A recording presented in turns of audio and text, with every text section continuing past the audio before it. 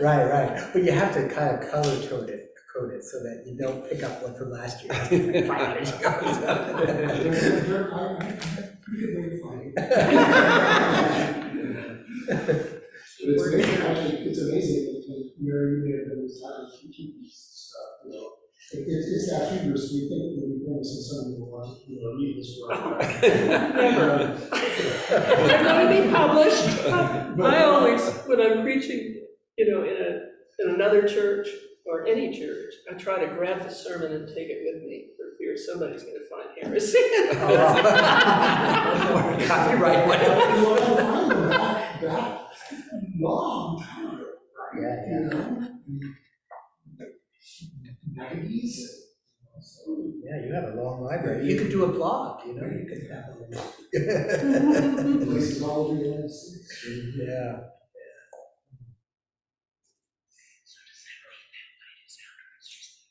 Yeah, I told David about that. Oh, I'm sorry. You weren't supposed to hear No, me. it's on and then it just goes out. Oh. That's not an easy one to get to. Yeah, so I told David about it. We have a ladder that can get that high.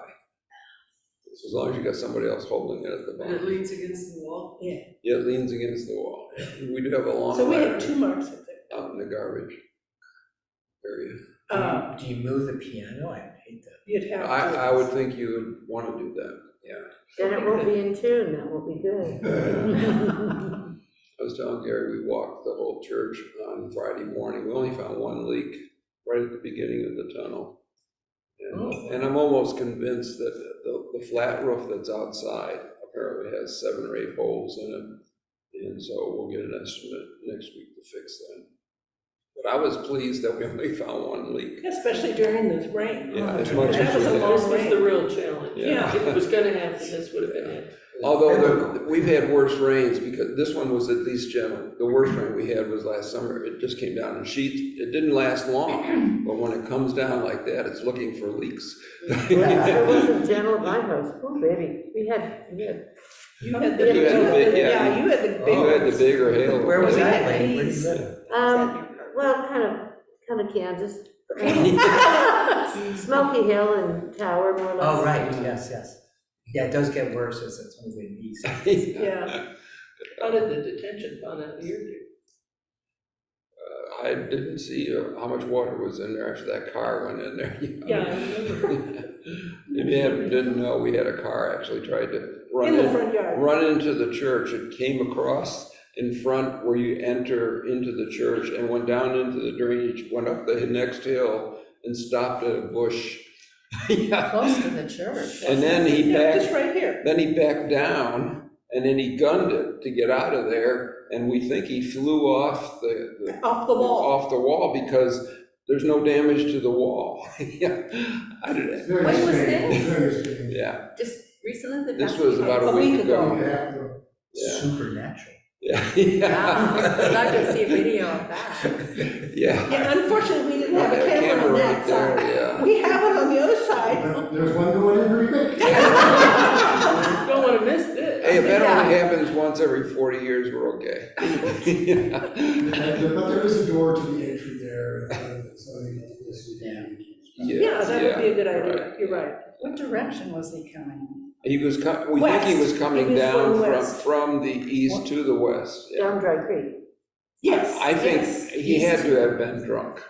Oh, Otherwise, stoned. yeah, I Or mean, medical, well, no, he would have been medical, he wouldn't have been able to get out of it. when you look at where he went and the minimal damage he caused, it's amazing.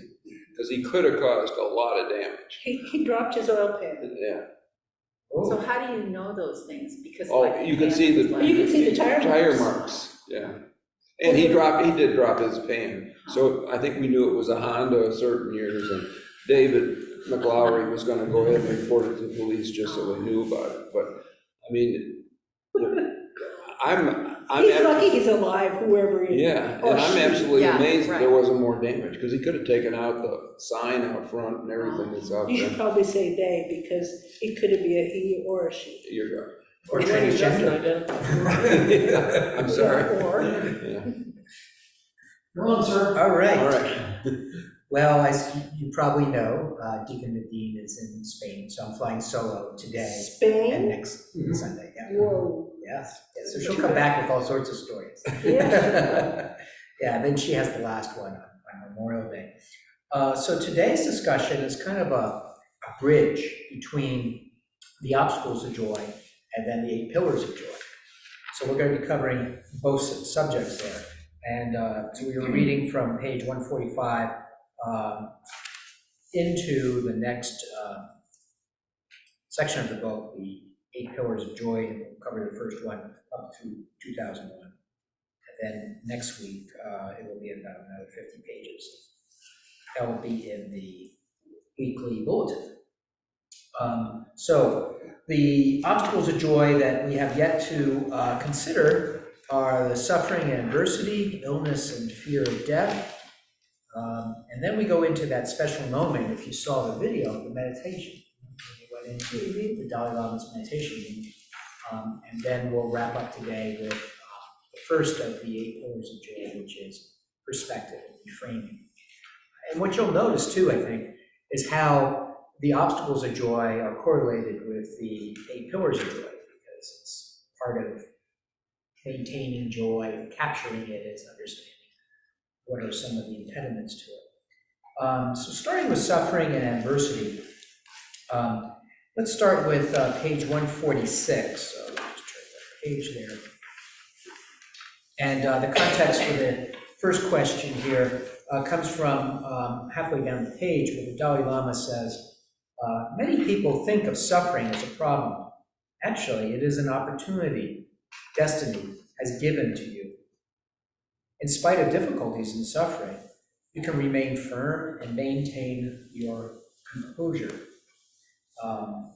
So how can we try to embrace our suffering, especially while we are in the midst of it, especially when we're in that moment?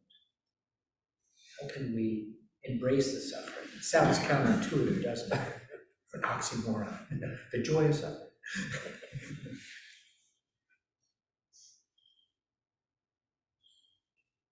You know, I have to admit, I didn't read this yet, I've had a week to. But when I just read this part, I started thinking about that statement that, something like trouble is going to happen, but suffering is optional. So I wonder about that, whether, does suffering happen because of our response to pain or discomfort or problems or whatever? And is it therefore something that is within our power to turn around and reframe, which we're going to get to, obviously? And that's the opportunity. But what I hear in your words, what makes me think about it is suffering, could we call that the emotion?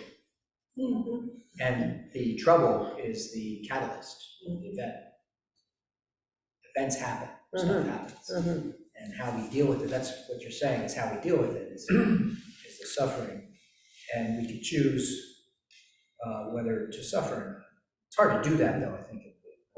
No question about it. Yeah, it's just Right. If you lived in the South or gone to many African American churches, somebody might at some point shout out, God is good, and everybody else shouts out all the time, and so there's this sense of, I think among many, that you read in the Gospels, whatever you ask in my name, I will do for you, and so the sense of answered prayer is always yes. And probably always the answer, but it may not be the answer you expect. So how can you affirm God is good all the time when the answer wasn't what you expected? Because the same kind of question is answered. It really does kind of push my buttons when something good happens and says, oh, God is good. Like, yeah, and God is good when shit happens too, Because there's a lesson to be learned. I don't know if it was here or somewhere else, but that concept of impermanence. Yes. It's not That's gonna a go big on forever, Big concept. maybe helpful. in the moment. I remember in the movie, they were doing the MRI on Mhm. people who Yeah. were suffering, That was very informative. and they actually caused them to suffer. And the monks who had trained their minds were able to let the pain go almost immediately. He said. Were able to reset their brains, if you will, and stay on track to calmness and serenity and whatever. And so you have this, graphic proof of a way around. Yeah, that was a different aspect in the movie, the whole scientific approach to showing it. Because most of the movie was very moving and spiritual. But to see the scans and different colors would indicate, what type of thoughts were amazing. Mark, where does grief fall into suffering? Grief, where does grief fall into suffering? Yeah, because suffering, to me, Yeah. sounds so, because grief, you have to take a while Mhm. to. Well, so the same question I had for Elaine, which is grief the event or is that the emotion? What do you think? To you, you have grief? I think it comes from an event. Yeah, so it comes from an event. Yeah. So then it might be an emotion. Goes into an emotion, but Mhm. to me, suffering is, I don't know, a little bit different. I mean, you are suffering, but, grieving to me is a little bit. Yeah, grieving is more specific, don't you think? Because you could suffer from so many ways. Yeah. From a cut in your hand to, just a headache. Like grieving, that's more specific. Well, and they Maybe talked, more lessons. I think they talked about grief happens when you, say, lost someone you've loved. There's that component of love that's part of grief, maybe. And maybe not necessarily in suffering, maybe you don't suffer because of love. Exactly. I'm not sure.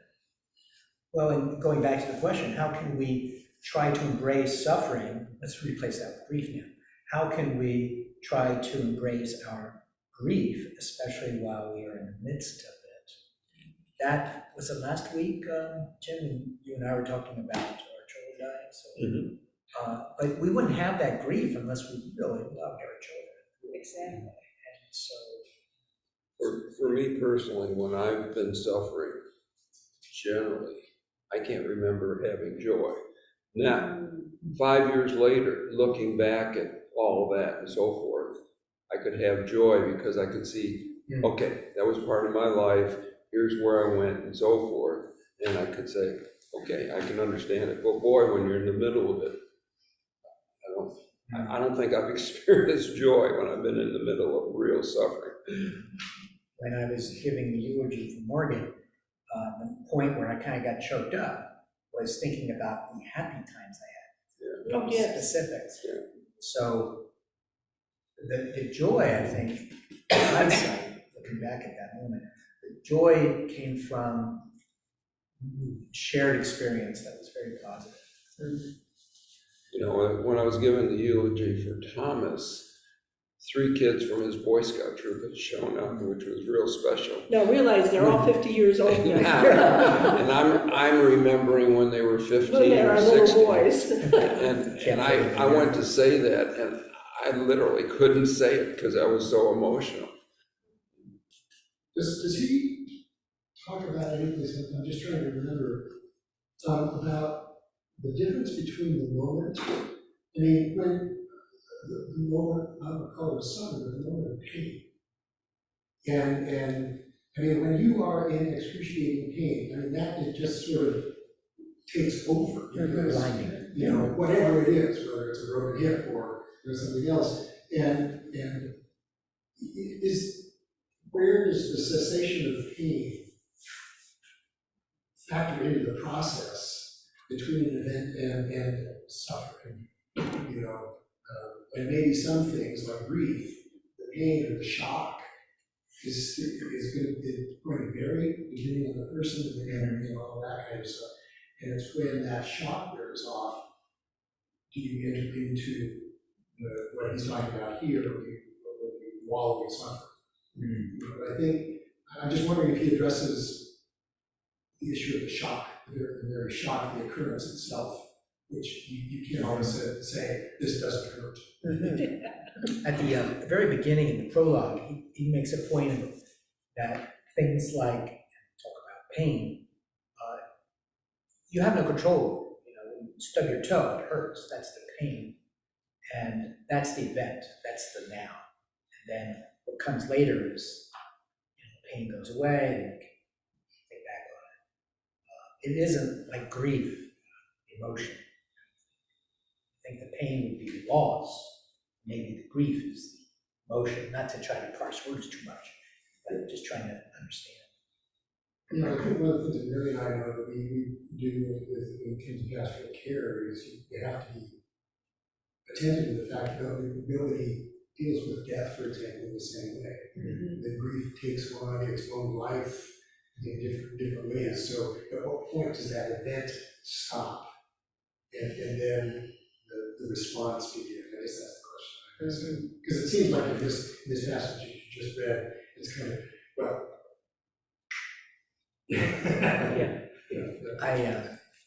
When the news came about Morgan, it was the police banging on my door at 1 o'clock in the morning. And, that memory is still very clear in my mind. And it wasn't until many months later, maybe a year later, that I was thinking about it. And I was just so thankful on how professional, how passionate they handled the news. And that was it, is that they have done this before. They've done this rodeo. So they just kind of sat there and just let me absorb the news, without trying to explain anything yet, no details. It was like an umbrella Right. of, your daughter just passed. And then they just let me have that moment before we got into others. Okay, let's go to page 153 now. Well, just to sum up. Oh, I'm sorry. Apparently, there is something unavoidable in pain, and that, the news of death, unavoidable. Or actual breaking a hip, unavoidable pain. And then there is a moment, not a moment, that might be quite a span of time, but a moment when you are beginning to process it. And I think that's where you have choices about how you're going to manage this. And that's the thinking mind. So it's really hard to do that when you're in the middle of the storm. We have that colloquial phrase, right? Blinded by pain. Anybody else? Good discussion. Learned a lot. On page 153, near the bottom there, this is now Desmond Tutu speaking. Without meaning, when suffering seems senseless, we can easily become embittered. But when we can find a shred of meaning or redemption in our suffering, it can ennoble us, as it did for Nelson Mandela. So how does suffering grow our spiritual muscles? From the most profound suffering rooted in political strife or violence to our lesser discomforts, what important lessons do you think suffering can teach us?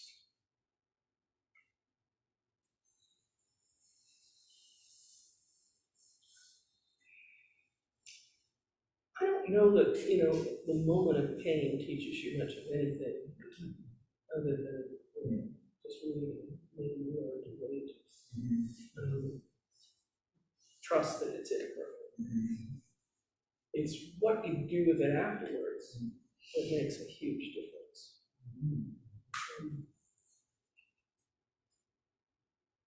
So, and I think that largely is trying, one of the, and I said this last time, but one of the major ways is to begin to broaden your perspective. It's not just me. Mhm. There's a world outside to Yeah. which I need to respond, Yeah. you know. And when you can do that, you have a door Mhm. to lead that. life.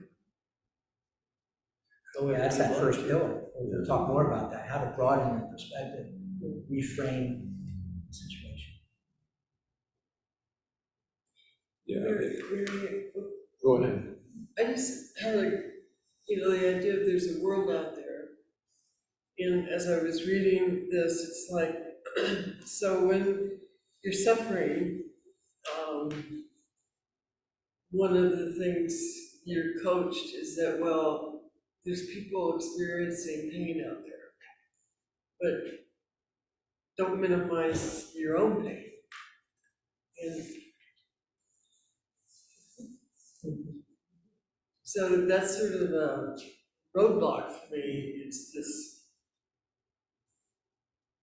how do I not minimize my own pain, acknowledge other people's pain? I just I get, think after a while, I think we grow tired of it. Something like that, that impermanence, you know, we just, you're tired of your own, I would say shit. It's not pain Olympics. You know, your pain doesn't reduce mine, and my pain doesn't make yours, irrelevant. Any less, right. But it, somehow you have a community to realize you're not the only one suffering here. Maybe it takes you away from the place of why me, God, to why not me. And okay, this is what I've got, now what? And I think when we can get to this is reality, now what?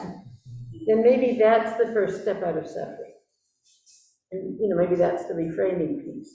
But as long as we're, and I think it's very human to be there, but as long as we're stuck in that place of, poor me, I can't handle this, then we're frozen. When we can get to the place where we say, okay, this is reality, I've made it so far, now what? Maybe that's the door to unlock some of that. Yeah, because I don't like the concept that you think you should minimize it. You shouldn't. No. so thinking of others doesn't mean you minimize your own. Not at Well, all. no, it just makes you feel part of a community. So I had emergency surgery during COVID, and I was isolated. So it was really a challenge being isolated. To get my mind out of my living room on my couch to the world beyond. But you did. But I did. How Then- did you? Then there's Zoom. Yeah, there we go. Technology, which we're privileged to have today. I mean, for me, our Zoom church is quite a lifeline. So that Zoom helped. But it was, so turn it around is that when you have it's not COVID, you're not all isolated and cocooned inside. What a blessing it can be when you've got more access to the world. And so if it happens again, I just think about that. It's always a challenge. Harder in isolation. One of the things a grief group does is immediately connect you with others who are experiencing similar things. And automatically, I should think, would get you to a broader perspective. I was thinking, when I was just in 2-step groups. Pardon? 12-step groups. Now I'm a part of a community that understands, and they have tools that I hadn't thought about, or can sympathize in ways that other folks can't because they've gone through similar stuff. So I agree with this is the kind of thing, so that it's not.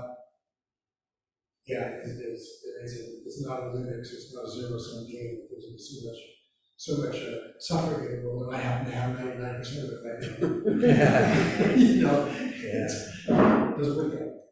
So we get out of the fetal position and It's okay to be in the fetal position, well, for, until you're ready. It's not okay to be in the fetal position for years and years and years, right? when you're away.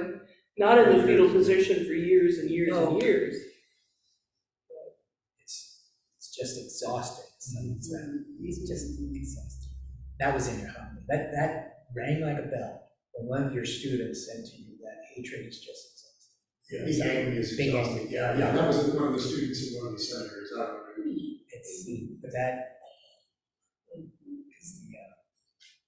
But the town hall this week with the former president, they talk about the political strife. My anxiety just went up, like, oh my gosh, I started fearing about what's gonna happen. But it's just exhausting. I just couldn't do it. I just pushed it out of my mind. Just couldn't think about it. And I think that helps to realize it's all right. It's exhausting. You don't need to have that on your plate anymore. I think almost everybody I talked to coming out of COVID had reached that wall, one place or another, and just stopped watching the news or stopped doing this or doing that because it wasn't good for you. It was, It's not. Okay, are we good on that note? Moving on to illness and fear of death. We talked about this a little bit, didn't we? Page 159 is the context for the first question here. So that's kind of on a second section, it doesn't have a page number. Page 159. And if you saw the movie, then you understand what's going on here. The trip was bookended by funerals. We had to change the flight itinerary to India. This is Desmond Tutu coming to visit, the Dalai Lama coming to visit Desmond Tutu. And back twice because dear friends of Archbishop Tutu had died. Although these were funerals for men who had lived good long lives, it was a fitting reminder of death and the limited time each of us has. Certainly, illness and mortality are two of the great virities and sources of suffering in our lives. Be careful, lots of my friends are dying, he says. And he's wagging his finger at the Dalai Lama. Be careful, because they were friends. So how do the specters of illness, aging, and death affect the way the two leaders teach and live their lives? So we'll go first with trying to put ourselves in their shoes.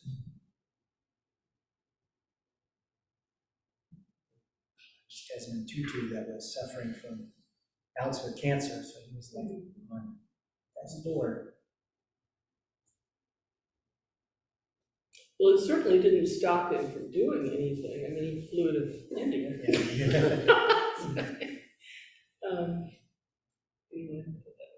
So, yeah, I think he was quite aware of his mortality at that point. And I think we all are aware of our mortality at certain points in our lives. A near miss with an accident, and, whatever. But, She paused. As many people know, I've been with the men's group forever, and the last 6 months of last year, we had 4 men that were all younger than me pass away. And I mean, it was tough.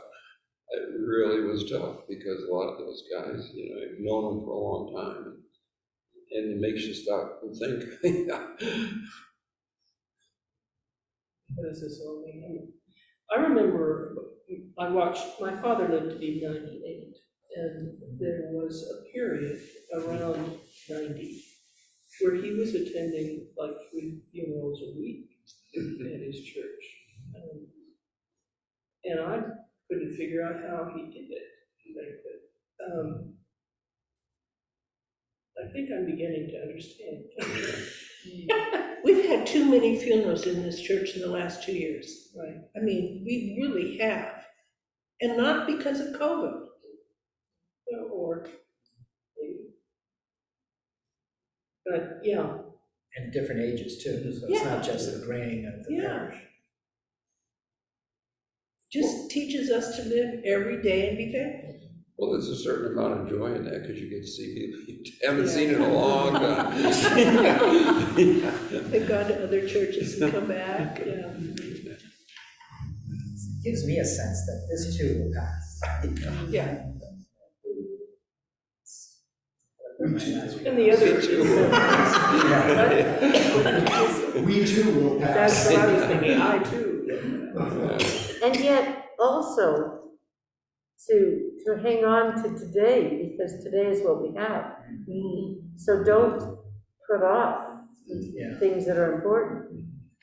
And I don't think, these guys put off things that they were important, thinking, well, I'd rather, read them up or whatever. I mean, they spend a lot of time filled with joy, but purposefully living. Well, one of the reasons Bev and I work out 5 days a week is because we want to enjoy the 70s and 80s as much as we enjoyed the younger years. That's the theory, anyway. That's a theory. And then the piano falls out the window. You're right. Walking by that building. I think I mentioned that I have a routine. I start my day with meditation and my day with forward day by day. And that gives me a time to reflect. It's a nice encapsulation of my day. How did I spend it? Was it just chores? Was it just living? Or is there a moment that I can say it really meant something? No, and chores mean something. If we're there, I mean, thank God I can wash these stupid dishes, Or you have dishes to wash. Yeah. Or we have water. Food to put on the lid. Water, exactly. Yeah. The gratitude about little things. Well, and I in the examine too, is where did I know that I intersected with God today? And sometimes the answer is I don't. Or maybe he's always intersecting with me, I'm just not listening all the time. Where did I miss the intersection? He's hitting us with that too before, but we're not feeling it. I drove right through that intersection.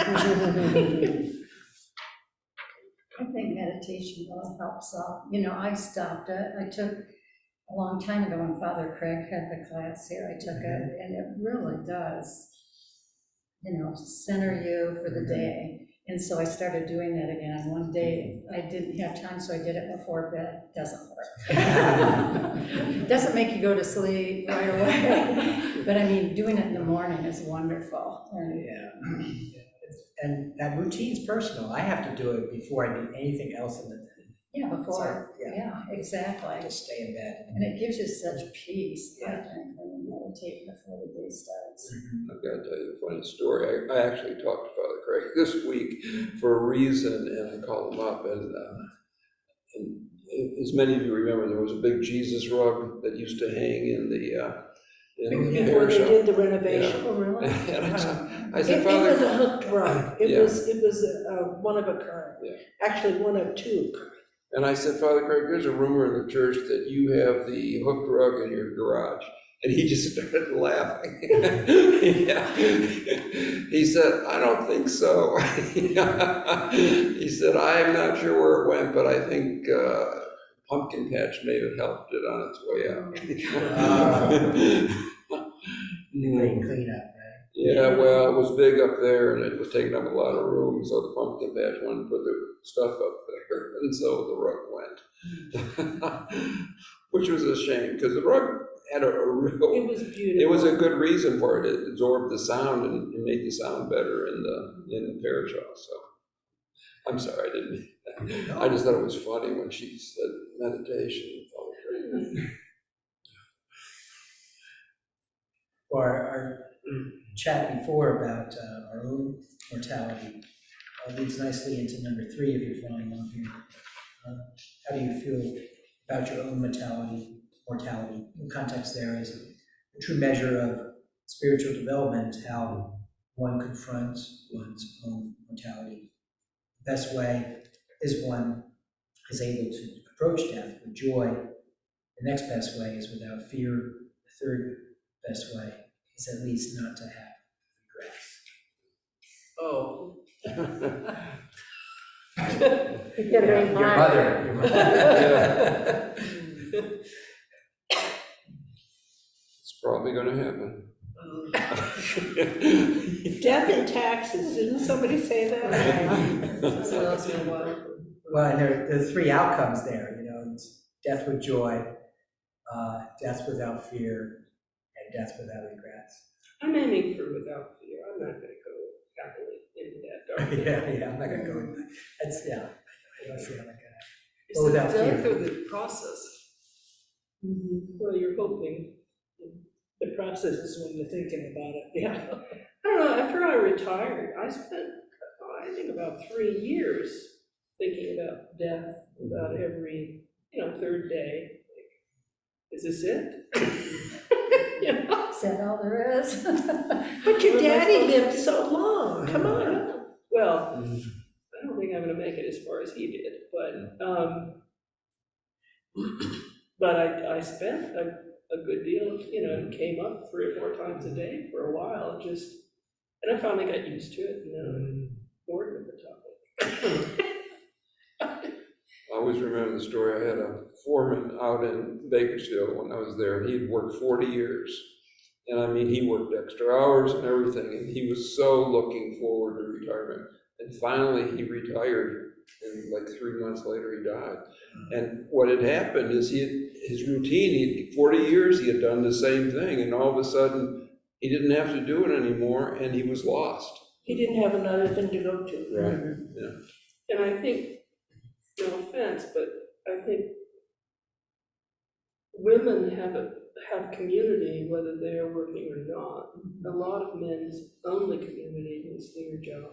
And they really don't know how to go and create a different one. The men's group is a huge bonus for the people that are here. But so, it's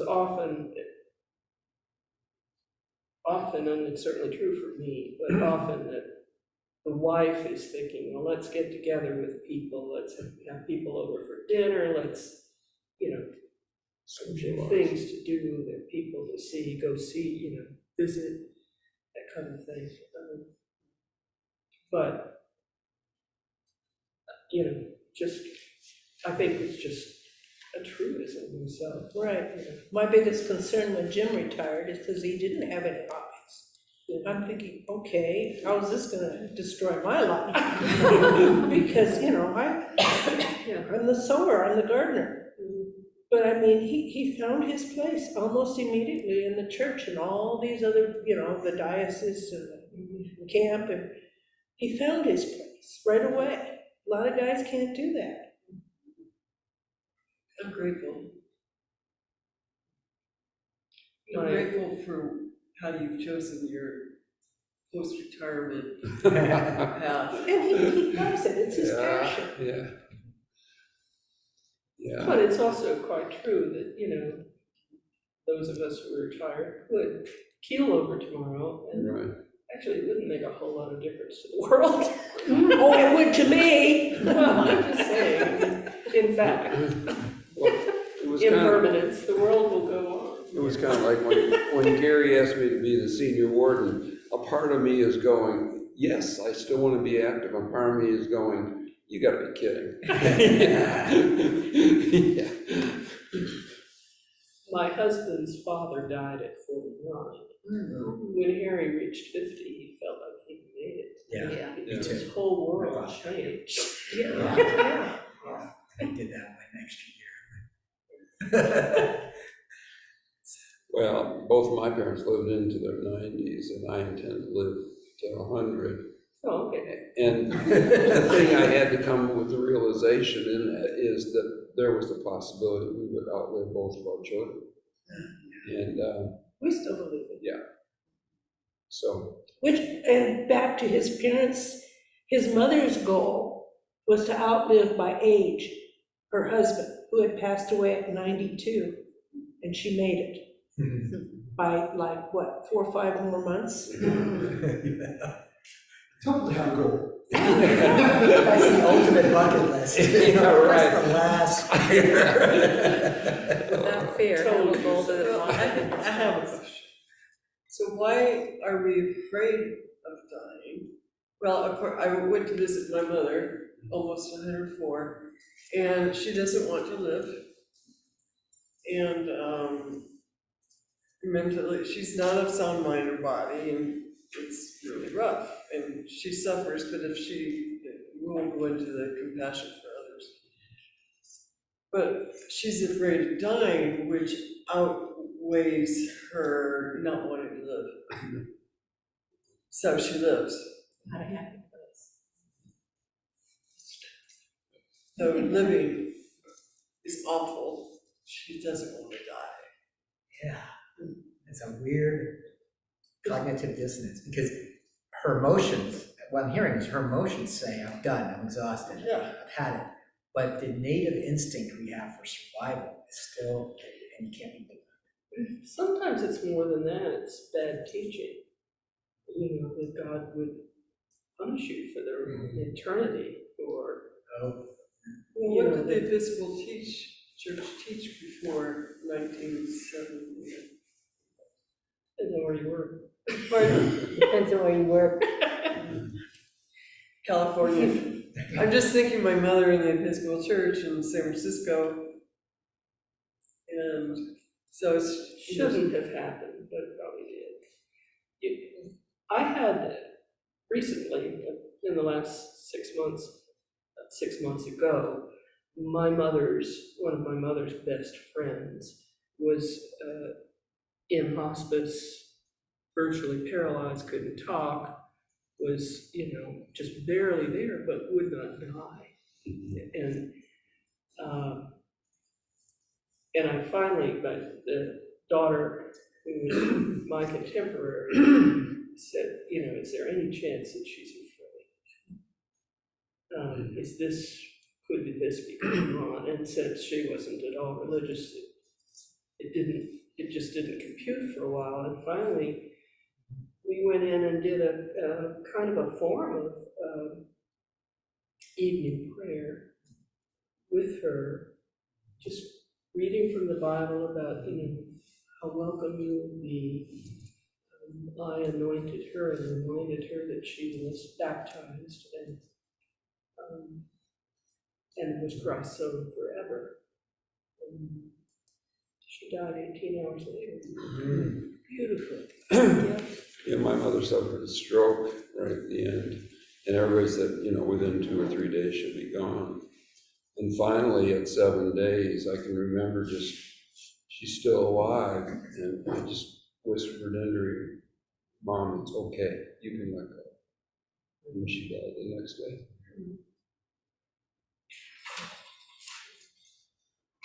Which is kind of what we did with Thomas too on that last afternoon, I guess it was. Gary had been there and gave him extreme unction or last rites or whatever you want to call it. And after discussing with the doctor, we came back and said, it's okay, Thomas, you're okay. Mhm.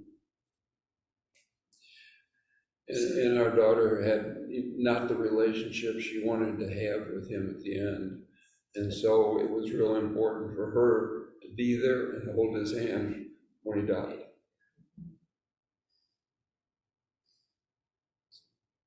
So that must be, the assurance of God's presence and love must be a big component in mediating the fear. Yeah. When you're resistant, or your daughter who's in charge is resistant to that, then you don't get it. And she doesn't. Yeah.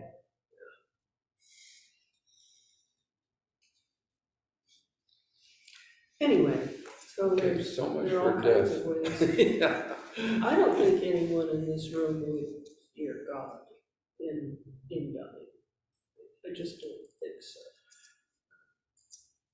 I think when you're younger, it wasn't that I feared death, because I always was a believer and, but I didn't want my kids to be raised by someone else. I was so fearful going on an airplane or, I had that fear, but not really of dying. And I don't fear dying at all. I think about it more than I'm getting closer to 80. As a matter of fact, my family is buried in a columbarium in Indiana. And so one night I just woke up and I thought, where am I gonna be buried? Because my kids all have their families and all this and that. So I emailed the church. And I had my slot. Oh, right. I do think about it, but I wanna be organized with it. I don't fear death. Right, and that's why we prepared for ours, because we didn't think either one of our kids could handle it. Well, I'll tell you, during the COVID, when I finally came down with COVID, I didn't recognize it, but my throat was on fire and I couldn't sleep. And I went, a couple days like that. I'd swallow ice cubes at night just to cool my throat off. And I should have recognized it. You got COVID, yeah, but I didn't, and everybody has different We symptoms. just thought it was strep throat. So finally I said, well, this is dumb, and I just went to the emergency, and, and then the nurse came in and she said, well, let me give you something here, and she gave me COVID test. she said, just drink this, and it coated my throat, and instantaneously I was fine. And I'm thinking, man, for 48 hours, I'm here in pain, and, I could have gone into emergency and, in 5 minutes she would have taken, or whoever it was would have taken care of me. And I thought, boy, that was dumb. It's the waiting in emergency. Well, yeah. That could kill At you. 2:00 in the morning, they don't Yeah, it was have too one. hot. Crowd Yeah. wasn't very there. And they all took care of me really quick, and then the nurse didn't come in for an hour, so I was watching the news, and she said, oh, I'm sorry, I was in an operation, and I guess they didn't tell you, And then 5 minutes later, they gave me this swallow, and I go, oh, okay, that's pretty cool. Yeah. Okay, well, as Jim says, enough about death. We're going to move on to the meditation room. Yeah. And I think a lot of us were at the video show. And I looked at it. So there was a scene here where the Dalai Lama invited Desmond Tutu into his meditation room, and there were very few non-secular people had ever been in that room for hundreds of years. So it was like a trance. And what was sort of over the top of that historic event was how Desmond Tutu provided the service of the Eucharist to the Dalai Lama.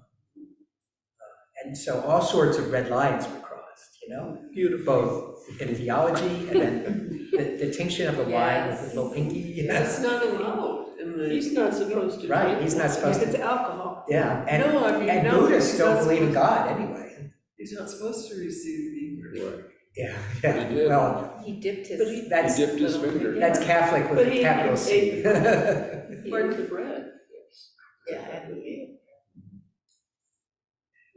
So when I got to this chapter, if you've read it, one of the things that really struck me was probably the most tense moment of the 4 days of interviewing occurred between the interviewer, who is the author of the book, Douglas Abrams here, and Desmond Tutu. They got into a little bit of a tiff in the meditation room. And I think they wanted to, in the movie, they wanted to stay with the theme of, Sure. yeah. And it came about where Abrams was asking Desmond Tutu to reflect or, share what was going on when he returned to South Africa in order to basically lead the anti-apartheid movement. And he had to leave his children and leave in England because the threat of assassination was too high. So his question was, did you ever apologize to her? Yeah. And Desmond Tutu equivocates. He says, you know, he doesn't say he apologizes, he defends why he went to South Africa. So he's very much in his head space, he's not empathizing to the meaning of the question and so forth. And so I found it quite striking that Abrams called him out. He says, as my verbal assault became, now he's asking, well, why did you apologize? As my verbal assault became more pointed and challenging, I saw his head draw back in reaction, and perhaps some defensiveness.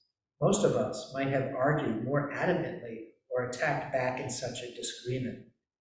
But it was as if I could see the Archbishop, in a split-second pause, collect his consciousness, reflect on his options, choose his response, one that was thoughtful and engaged rather than reactive and rejecting. Remember, I mentioned stop a couple times, right? It's mnemonic to remember to stop, take a deep breath, observe, and proceed. So he's practicing that. It was one of the most profound examples of what a prayerful, meditative life can give us, that pause, the freedom to respond instead of react. A few weeks later, he wrote back to me that he had discussed the experience with Lee and apologized after the interview. And she's told him that she had forgiven him a long time ago. And this is the best line. Marriages, even the best ones, especially the best ones, are an ongoing process of spoken and unspoken forgiveness. Yeah, it's very nice. So the question is, it was the most profound examples of what prayerful meditative life can give us, the pause, the freedom to respond instead of act. So is this how you would describe it? What are your thoughts about this idea of choosing how to respond versus choosing? I should do it more often. I can't help but think back from the movie when Desmond Tutu talked about the relationship with his father and how difficult that was. And I just wonder, when he was collecting himself and choosing how to respond, did he think about the relationship with his father and he wanted it to be better than, you know, the relationship he had with his father? You mean in the moment where he's deciding to go back to South Africa? No, in the moment of how he's choosing to respond to this verbal assault. Yes, yeah. And the fact that he didn't have a good relationship with his father. Mhm. Did he, you know, he wanted to choose a different path than maybe the path that his father would have chosen in a similar kind of situation. That just popped into my mind. Yeah, and we are the sons of our fathers, and sometimes that haunts us. Yeah. Yeah. Yeah, because my father had a real temper. And hidden underneath my nice pleasure, that hidden temper is there, because you can't live with somebody for 20 years and experience that and not absorb some of that. And Deb's only seen it a few times. But I've seen it. I would say that any woman of my generation and younger who entered a professional life had to know how to pause, or the career would have ended in the third day if you got that far. I would say we all had to think long and hard before we would respond to, you know, what then was considered normal for men to say, talk about your anatomy to your face, or, you know, just all kinds of things that are not permitted now. And whether we did that through meditation or, you know, I don't know how we did that. Biting our tongue? Yes, a lot of it. There was, you know, never a choice about answering without having given thought to it, and postponing it probably for a couple of days, or not answering at all because it was just not worth your time. What do you find when you pause like that, wait a few days? Do you ever come across maybe some other options that you hadn't considered when you were in the heat of the moment? The first thing, the heat of the moment, I think for me, and I can't speak for the rest of you, but the heat of the moment was immediately, don't say a thing, don't say a thing. We'll get through it and then I'll think about it, then I'm gonna get through it first, whatever it was. Do you practice it? Well, now I have a little more freedom with the way the world is, that you can respond and say, you realize what you just did is very appropriate. And the way you did that was with a question. It wasn't accusatory, as, how dare you say that? It's, so you realize. That's about as close as I get to you. But we had options. So we did. For the most part, you just sucked it up and kept going. There were a few of us who, stuck their foot in their mouth and were lucky to keep going. I was one of those. It's a lose-lose situation. So in that case, there might be repercussions. In the case of just biting your tongue, then, that perpetuates the myth that females are a weaker species of some sort. And There's the really alternative was there's no to way out of it. perpetuate the myth that you were behaving like a man, which is just about as hard as, as much Yeah. as- Right, so if you act as an equal, then, you're criticized for that. Oh my gosh. But, so, I think many of us learned how to be more, to take a broader view immediately, but it wasn't through meditation, it was sheer survival. It just occurred to me, I wonder, we joke about the fact that it's a good thing that women have babies because otherwise we'd be extinct, right? But I wonder if it's as difficult for men to break into or break out of the shell in a matriarchal society as it was for women in a patriarchal society. I don't know, I've never done any reading about it, but it just occurred to me that I bet it would be easier because women tend to be more inclusive. Yeah, they tend to be more communal. And there's, more community. And I don't think, to make a general women don't seem to have as much of a fixed mindset as men do. So you can see different perspectives. It just crossed my mind, I wonder how that worked in those kinds of societies. Yeah, I walked a fine line in the 70s because I was Yeah. one of the first engineering managers to have a female on my staff. I had 19 engineers, and every once in a while I'd have to step in because the guys would want to put down the female. Subtly. Or not. Most of the time it was subtly, but it was interesting. Is it a knee-jerk reaction? I think it was how the male engineers were brought up. Yeah, this is the 70s. They were taught, It's they were brought up that women weren't supposed to be in that position. They weren't smart enough, come on. You can't be an engineer. Yeah, so it was interesting. I mean, my parents never thought I should go to college. What does a woman need to go to college for? Oh, I finished, man. I showed them. And I married good, too. The one thing that I've learned in the past month or two, and I don't even know where it was, I did not know in the 50s and 60s, women could not own property, real estate, in their own name.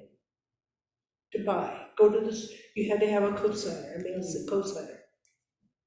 My sister, who's 3 years older than I am, so we think I'll be 39. I'll be I mean, I'll be 69, she'll be 72 at Christmas. Had to ask, her husband had to give permission for her to have a tuba ligation.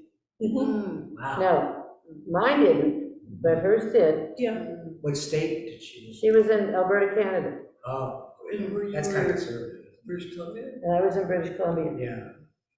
Was it the time difference that, I don't know whether it was a state thing or, I mean, a province thing, or I don't, or 3 years difference, I don't know, 5 years difference, whatever, I don't know. But that shocked me, you know, that wasn't, so her kids are,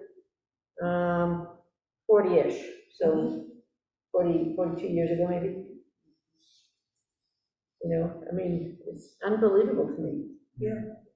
we've come a long way, babe, Yeah, we really have. yeah, I mean, when you think about it. Mark, I think we're outnumbered. We're outnumbered and out of time. And What I'll do is I'll cover this, it's probably better anyway, and we go to the 8 Pillars of Joy next Sunday. We'll start with it. So how far did we read? So now, we're going, for the 8 Pillars of Joy, it starts on page 193. And you probably already read through 201, but if you haven't, 193, and I have to take comments here. I assume you're gonna do 4 of them. Yep. Okay. So it'll be 229. Yeah. Oh, that's good, that's not too much.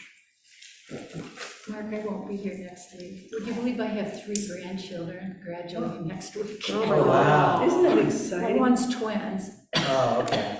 but Saturday and Sunday. Ah, Yeah. Well, at least you only have to go to 2 places then, not 3, right? Except, well, no, because they go to different high schools. Oh, they do? The twins So I'm do? gonna miss one, yeah. Oh, She didn't care for, they live in Denver, uh, and he goes, what is it? I don't know, they live in the Highlands, can't think of that high school. Mm. But she transferred to Lakewood in the last mhm. 2 years. Yeah. So anyway, but they're all downtown. And so when the 2 graduate on Sunday, then we're all gonna meet for brunch. Yeah. So that'll be nice. That'd be nice. Thank you. Okay, we'll miss you. Thank you. I'll miss being here, but I'll listen to it. We can listen to it, right? Yes, yes, Zoom. You have to know? Yeah. I don't know. just Happy Brian. Mother's Day. Happy Mother's Day. Say what again? Nobody's on. Grandmother's Day. Usually Whitney's You on. can't tell, you Yeah. can't tell. Yeah, usually Whitney's on.